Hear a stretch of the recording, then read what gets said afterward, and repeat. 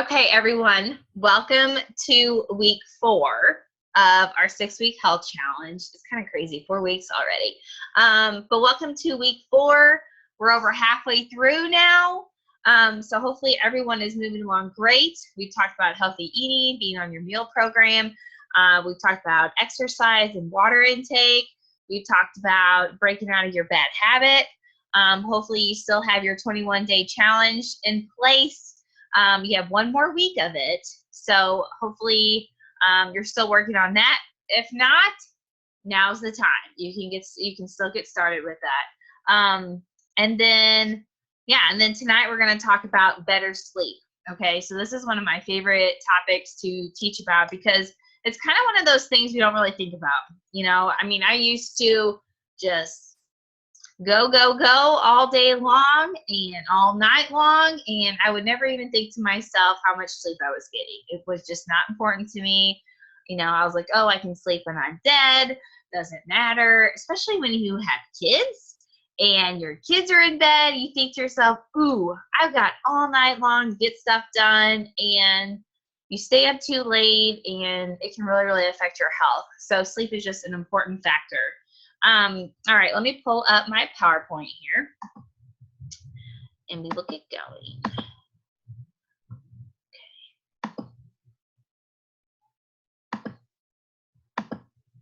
Okay, so let's talk about sleep.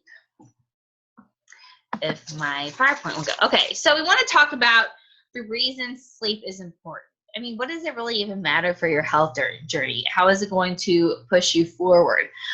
So what we're going to do tonight is a fun exercise. I'm going to walk you through your day and what you're currently doing and what your sleep pattern looks like. So hopefully you have a pen and paper around, okay, because you're going to need it to write on while I'm walking you through this. Because we want to see what your current sleep patterns are and what changes can we make to your day to make sure that you're getting better sleep. Okay, so have a pen and paper out during this. Here are some really big reasons sleep is so important that I never really thought about. It does restore your organ function. Okay, so when you lay down and sleep at night, you're basically pressing a big reset button for your entire body. It helps restore your organs. It helps stabilizes chemical imbalance. It refreshes the brain.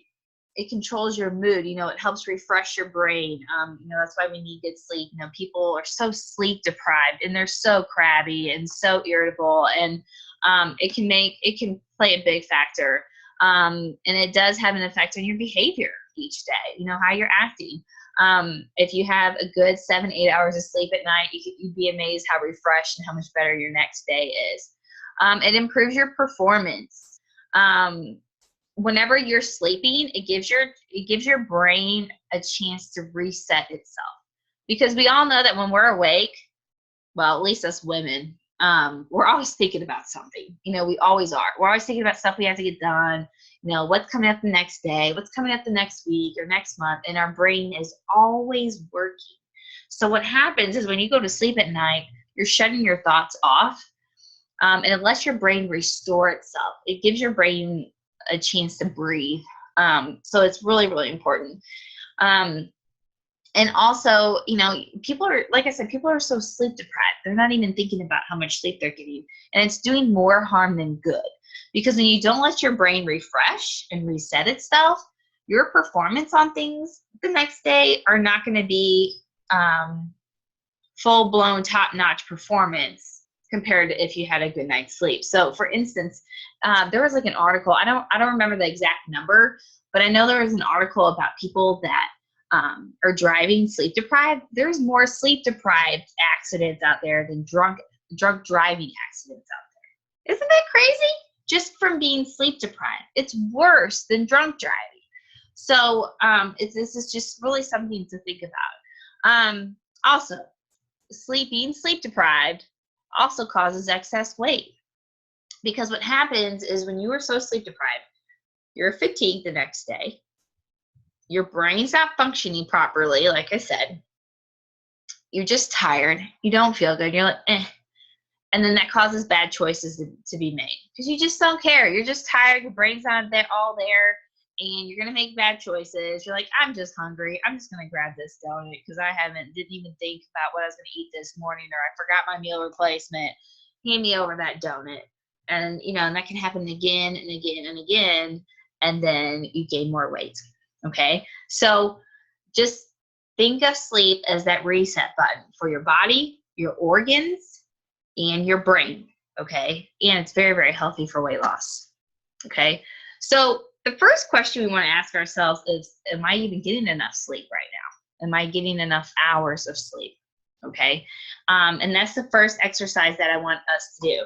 Okay. So I want you to pull out your pen and paper real quick, because I want you to calculate. We're going to calculate how much sleep that you're getting. Okay. Now, if you have any questions, stop me. Take yourself off mute and stop me. Okay. So the first time that you want to write on your piece of paper is, what time do you turn the light off to go to bed?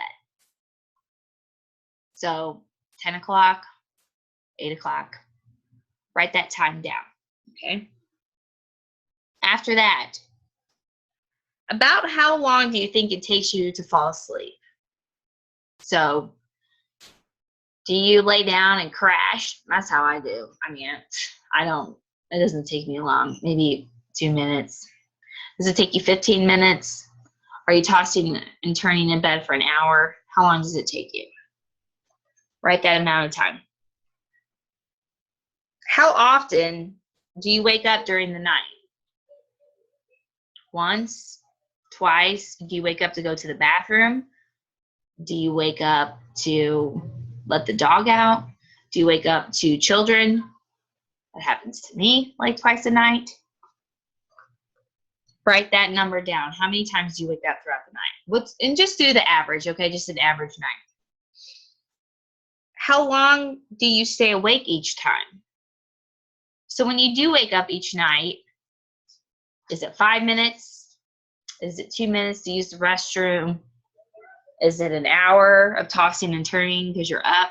How long is that time that you are awake throughout the night? Next question. What time do you wake up in the morning? What time does your alarm go off? Does it go off at 6 a.m., 8 a.m.? Write that time down. Okay? Okay. All right. Now, we're going to take all this and calculate it. Okay? Follow my instructions. I'm going to take everybody off of screen share. Hold on. So you can see everybody. Okay. All right. So this is what you're going to calculate. You want to calculate your sleep window. So what that means is the amount of time between your lights out and waking up. So the first time you wrote down and the second time you wrote down, figure out how much time that is in between those two. So is it 7 hours, 8 hours, 4 hours? Figure out that time.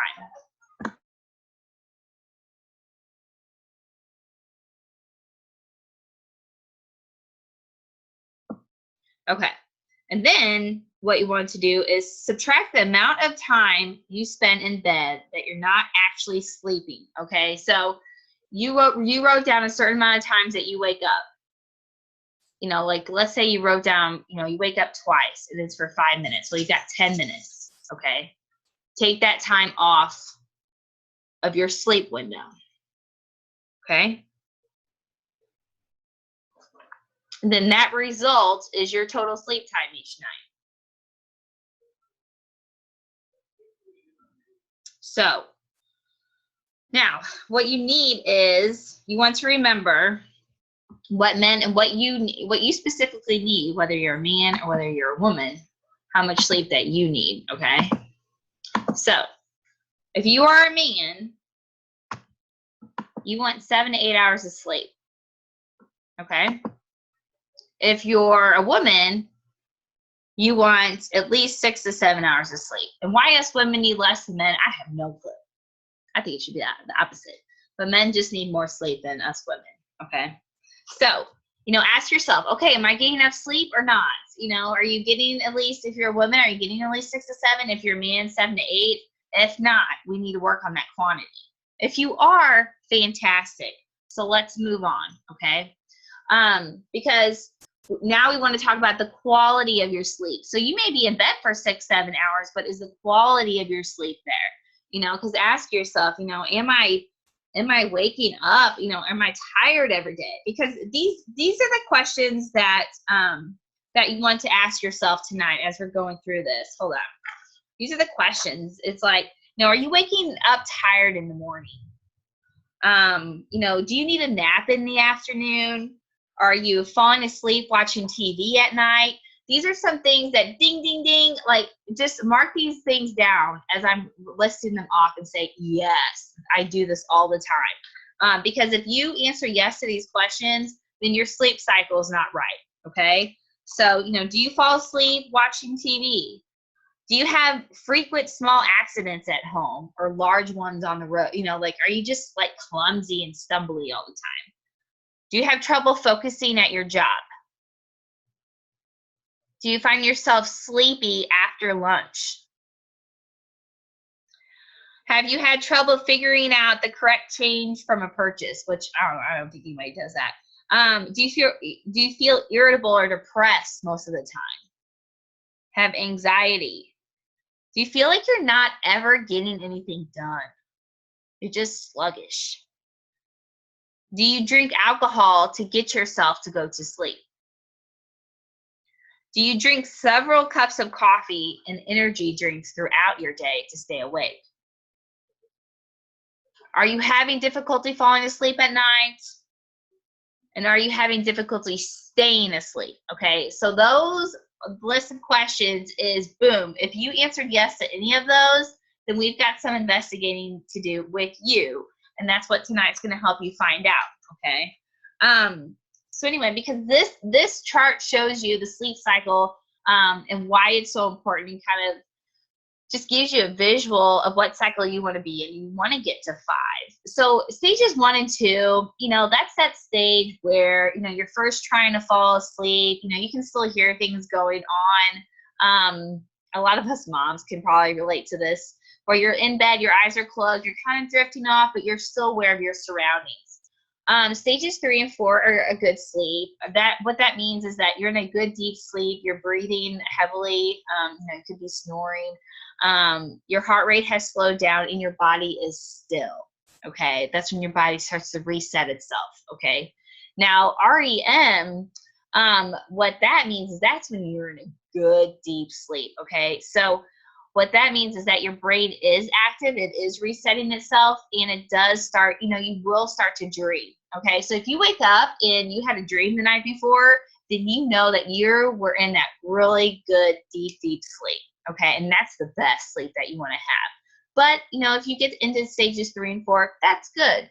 We just don't want you in stages 1 and 2 where it's that restful, you know, it's just that restless sleep and you're, you know, you're aware of everything and you're just not in that deep sleep because your body's not resetting itself. Okay, so I'm going to give you some tips tonight on how to make sure that you are getting into that good deep sleep of stages 3, 4, or 5.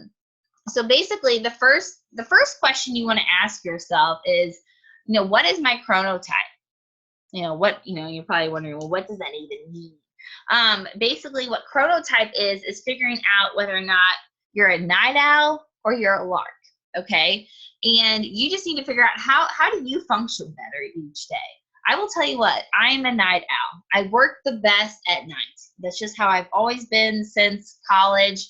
I've always been known to stay up late. That's just when I function better. And I am not a morning person by any means. I hate waking up early. I've tried waking up early before and I snooze, and I'm just not a morning person. So if any of you try to text me before like 9 a.m., I'm usually not functioning before then. So that's why you don't hear anything from me. But and that's just how I function. So, you know, are you a morning person? You know, do you love waking up early? Then do that. Don't try to fight who you are. Okay, because like I said, I've tried doing that before. I've tried being a morning person, and it just did not work. It was an epic fail. I ended up being very tired on those days. So do what works for you, okay? The second thing that you want to do is you want to set up your own bedtime, okay? Yes, I know we're adults, but adults need a bedtime too, just like children. because that what you're doing throughout the day is you're working up to that bedtime, that cycle, and you want that sleep cycle to be solid. So for women, 7 hours, men 8 hours. So think to yourself, okay, what time do I need to go to bed to allow myself 7 hours of sleep, 7 full hours of sleep before my alarm goes off, and create that bedtime. Okay. Now, it doesn't matter about what time you go to bed. You just want to be consistent. That is what matters. Okay. So you don't want to go to bed,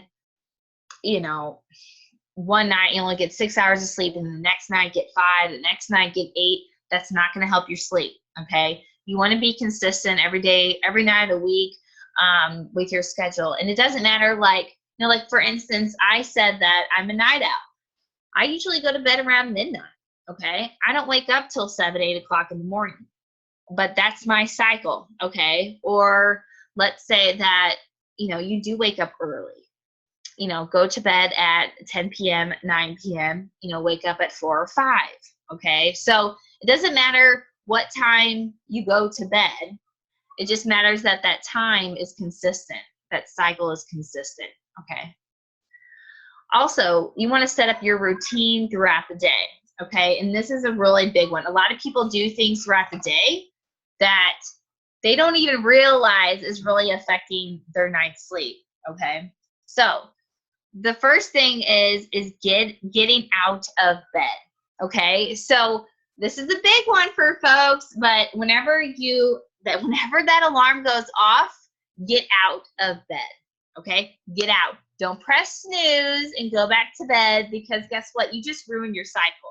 Okay. You just ruined you had that good, fresh cycle of sleep.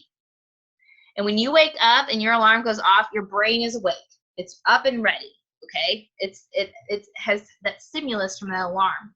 But if you wake up and then you go back to sleep and press snooze, you're messing up your brain function. Your brain's like, okay, what's going on here? I thought I was awake. Now you're putting me back to sleep. What's going on? And it's messing up the future sleep cycle that night. Okay.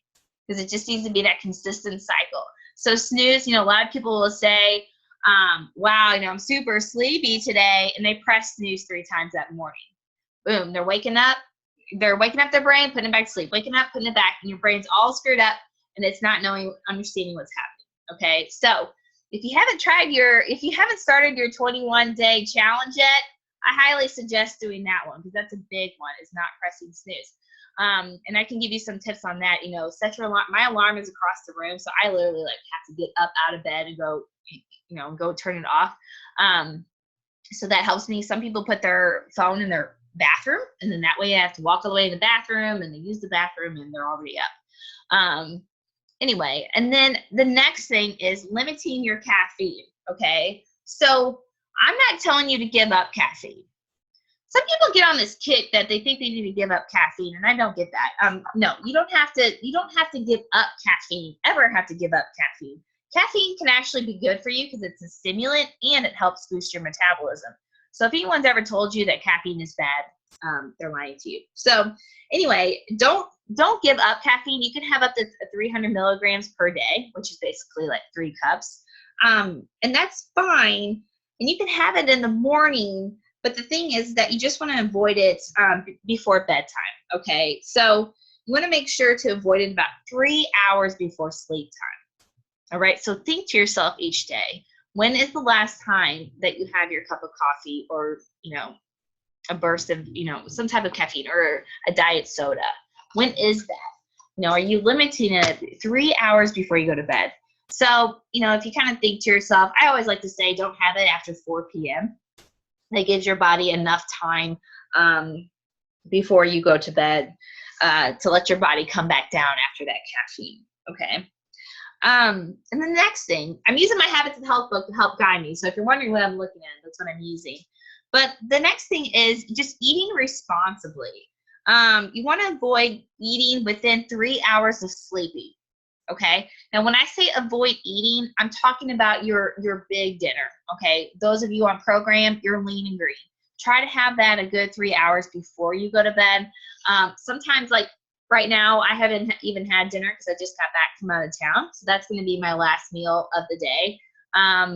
But it'll still be a few hours before I go to bed. So because the reason for that is because you don't want that big meal in your body because it needs to work to digest that meal. Well, if you go to sleep, what's happening is that your body's trying to digest that, and it's just disrupting your sleep. Okay, you're not getting that good deep sleep. But you can have little meals before bed, like a fueling. That is totally fine. You know, something around 100 calories. Because if you have dinner earlier in the evening, of course you want to keep fueling every 2 to 3 hours. But just choose, you know, that last meal. Try to choose a fueling for that, something around 100 calories, and that's just fine. Also, say no to naps. Okay, so if you are known to take naps, say no to it. Okay, because like I said, your body is prepping the whole day for its sleep cycle. All right, and you need to have that solid block of sleep, consistently. Okay, and that is going to help you a great deal. And going back to being consistent, I forgot to say this, but if you go to bed at 10, you know, and you wake up at 6 o'clock in the morning, try to do that consistently, like every day of the week. All right, so Monday through Friday and on the weekends as well, because you will find that you're so much more energized because you're on that consistent schedule. Don't try to sleep in for 10, 12 hours on the weekend, okay? Because that is not helping you. That it's gonna ruin things, okay? So try to keep that consistent schedule throughout the whole week, and you'll see a big change. Now, we talked about what to do during the day, okay? Get out of bed in the morning, limit your caffeine, don't drink it too late, eat responsibly all day, have your 6 fuelings, and say no to naps, okay? The next thing, let's move into your evenings, because this is a big one. When the evenings come along, you know, and you've had dinner and your evening is starting to wind down, you want to decrease stimulation, okay? So what that means is, you know, if you're in the living room or you're in your house, try to shut lights off, or not shut them off, but dim them down low. I try to do this with my kids, you know, sometimes I'll have all the lights on. I'll try to turn on a lamp, you know, something softer. Try it, because when you decrease that stimulation, all that light, because when your eyes see light, they think it's daytime and you're stimulated to be awake. But if you decrease that light, decrease noise, turn things down, then your brain is starting to get that signal that it's time for sleep. It's time to go to sleep. Also, eliminate cell phone use. Now, this is a big one, because a lot of people are known to take their phone with them to bed, and they're sitting there scrolling and looking on Facebook, or they're sitting there in the chair right before bed scrolling on Facebook and stuff. Well, guess what? That light from your phone is stimulating your brain to stay awake, okay? It's the worst thing you could do for a good night's sleep. So I highly encourage you to, let's see what this says. 2 hours, give up your cell phone use 2 hours before bed. Okay, that might be a little tough, but I would say to try to shoot for 30 minutes before bed. 30 minutes before bed, switch to something else. Switch to, you know, just sitting and talking with your spouse. Grab your favorite book. Listen to some music. Just wind down. Put your phone away. Go put it on the charger and take it away right before bed. Okay, about 30 minutes. Minimize liquid intake. That's a huge one. You don't want your bladder full before you go to bed, because what's going to happen? You're going to ruin your sleep cycle by waking up throughout the night to go to the bathroom. So it has been known that if you eliminate liquids 2 hours before bed, that's going to help you. Okay, if you can try to shoot for that.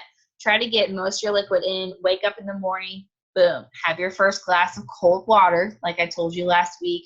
That's going to stimulate, or that's going to boost your metabolism in the morning, and then start drinking your water earlier in the day and quit about 2 hours before bed. Okay. And also, same goes with exercise.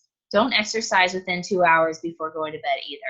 Because what does exercising do? It gives you those endorphins. It boosts your energy. It gets you going. So the last thing you want to do is to boost yourself up and then try to wind yourself down to go to sleep. Okay, so 2 hours. You know, take your medications before you go to bed, of course. Also, as far as alcohol, that's a big one. I don't know if anyone knew this, but alcohol is actually a stimulant.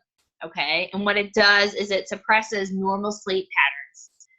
It you feel like you're going to sleep because of the alcohol, but what it's actually doing is stimulating your brain to where you're not in that good deep sleep. You're not going to get into that good deep sleep and feel refreshed. Okay.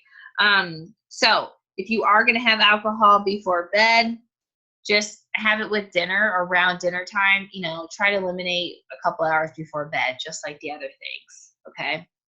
And another really big one is just resolve any issues that are going on. Okay, so if you have family issues going on, if you've got work issues, hopefully you're leaving work at work. But if you have anything going on that's really stressing you out or causing you to be stimulated, resolve those issues. Kiss your spouse, tell them you love them, kiss your kiddos, tell you love them, and go to bed with a clear mind. Okay, because if you're sitting there thinking and thinking and thinking, you're not going to allow yourself to go into that deep sleep. Okay. So basic rule for the evenings is about 2 hours before you go to bed, you just want to try to eliminate things. Okay. Like, decrease stimulation, eliminate liquid, alcohol, those type of stimulations. In the last 2 hours of the evening, just chill, wind down. Okay. And my next topic is setting the mood for bedtime. Okay. So, like for those of you who have children, we like to set the mood for our kids. We do the whole bath time and reading them a book, winding them down. Adults are the same way. Okay. We need the same treatment to wind down and have a good night's rest. Plus, this is good for you as far as stress relief. I'm going to talk about that next week. But, setting the mood for bedtime can release stress. It can be your time, some me time for myself. We all need that, especially as adults. So here are some tips to kind of help you wind down and get ready for a good night's sleep. Make sure that your bedroom is stress-free and it's very calming. You want your bedroom to be a place of rest. Okay. So, if it's cluttered, there's clothes everywhere, there's stuff all over the dresser, clean it up. Maybe spend some time this weekend, cleaning up your room and making it that special place for yourself, and that place of relaxation and the place of stress relief. Have everyone in their places at night. This is a big one. I talked to a lot of people that their pets are sleeping with them, their children are sleeping with them. Everyone's just, it's like all chaos in their place of rest. Make sure the dog's in his or her kennel. Like our dog, she has her own pillow on the floor, so she has her own bed. Our children have their own bed where they go to sleep at. So before you go to bed, make sure everyone's in their place, everybody's good, and everybody's set for a good night's rest.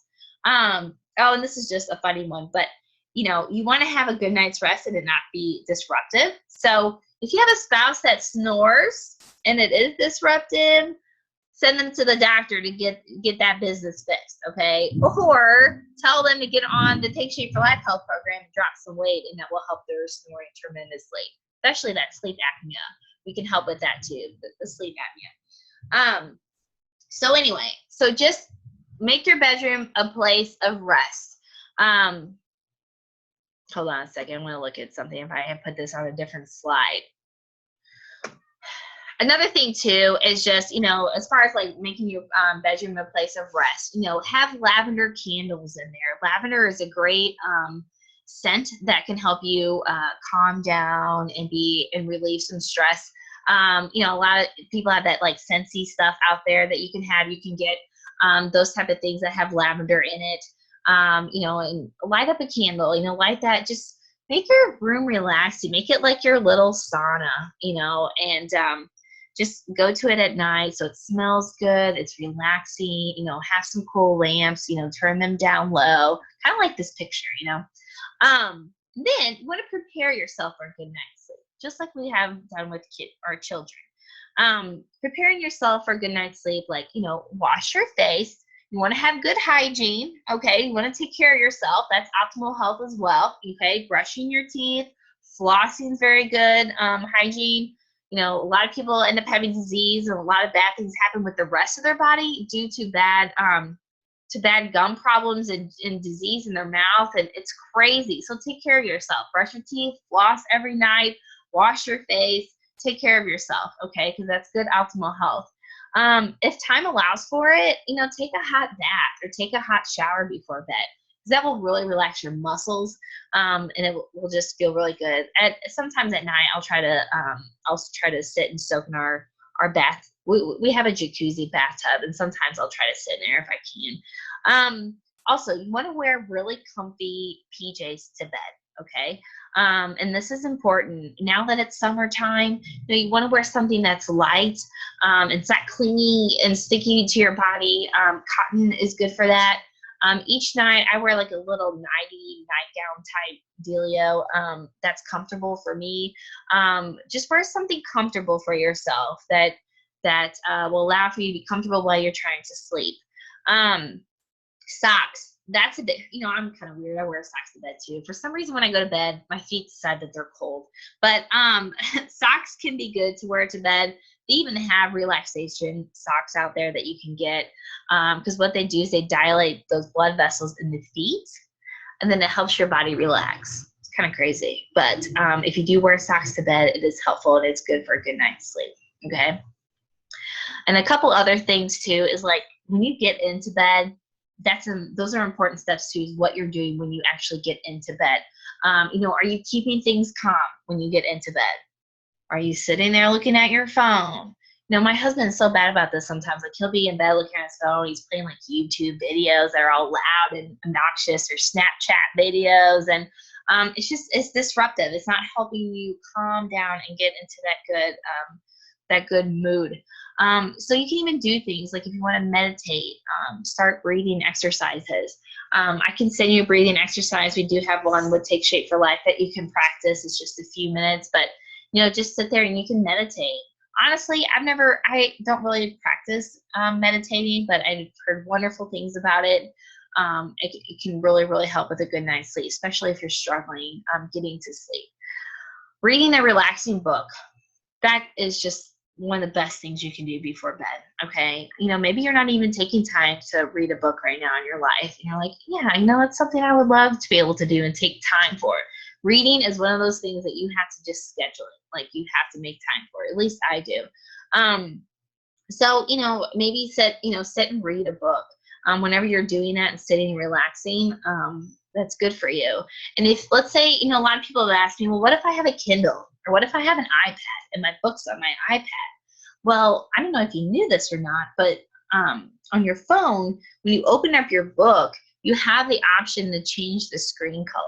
Okay, so instead of it being white and super bright, you can actually change it to black, and you can change the font, and the font will change to like a gray.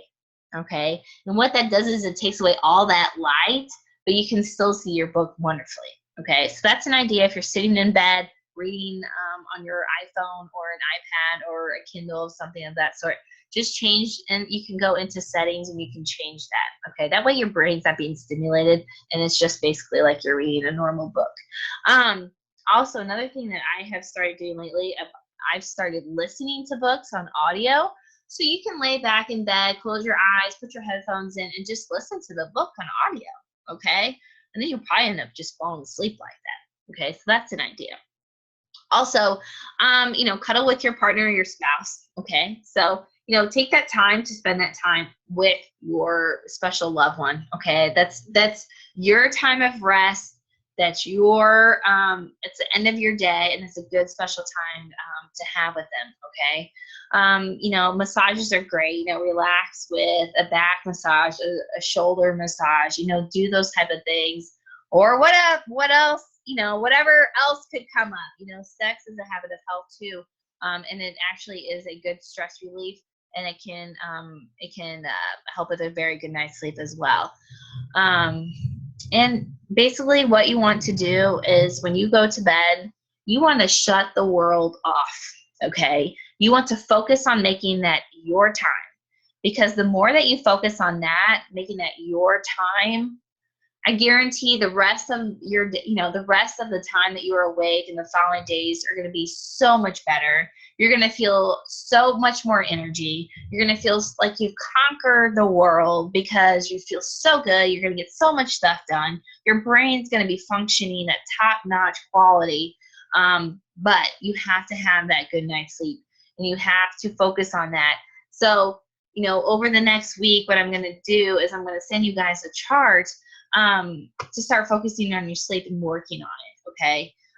If those of you that have the Habits of Health book, this one, okay, by Dr. Anderson, if you don't have it yet, get it, okay? You can get it off Amazon for like $8. I'm going to tell you what page the sleep chart's on. They are on pages 366 and 367 in Appendix G.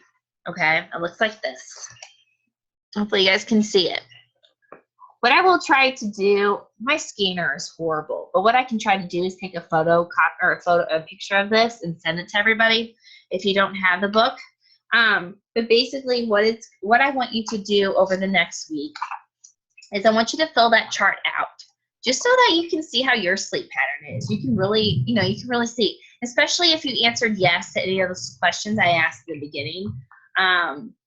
And then I'm going to send you a list of questions that I want you to ask at the end of every day. And these are what they are. What time did you go to bed last night? What time did you get out? How many hours did you sleep? Did you take a nap? Did you consume alcohol? Did you exercise, et cetera, et cetera? And I will send you those.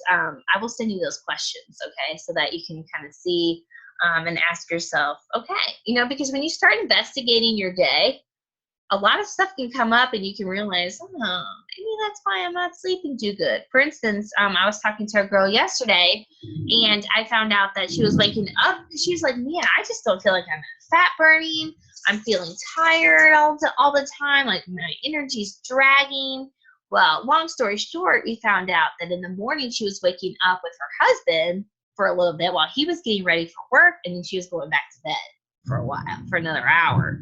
So she was just disrupting her sleep in the morning, and she's like, oh my gosh, I didn't even realize that would affect my day. And so we nipped that in the bud, and then that way she can start feeling better, and her body can get into that good solid fat burning. So hopefully this was helpful to everybody, just to be able to kind of give you an idea of things that you can be working on throughout the day. First, finding out, are you getting enough sleep? And then second, finding out, okay, is my quality actually as good as I'm thinking it is? And then hopefully this exercise can help walk you through, investigate the coming weeks and investigate your sleep. So I'll send you that chart. I'd love for you to send it back to me. Go ahead and fill it out. If anything pops out to you and you're like, man, I'm still having a rough time, then reach out to me so that I can help. And I'm always here for everybody. So if you are really struggling and you want me to partner with you, or me or your health coach partner with you, then reach out to us after this is over and say, hey, I've really been struggling with sleep, and yeah, I know I'm feeling tired after lunch, or I am dragging, or I'm having to drink alcohol before I go to bed. Whatever it is, reach out to us after this is over tonight or tomorrow, and we'd be happy to partner with you, because that's part of what we do at Take Shape for Life. This is one of the habits of health that we help you with, is sleep. It's very, very important. Okay, so hopefully everyone had a great night and this taught you a lot, and I hope everyone has a wonderful Memorial Day weekend. If you need help and tips with getting through the weekend, then definitely reach out to us as well. We are here to help you with everything. So that is it for now, everybody. And next week on June 2nd, I will be talking about stress relief, okay? And that's what we'll be covering next week. Have a good weekend, everybody.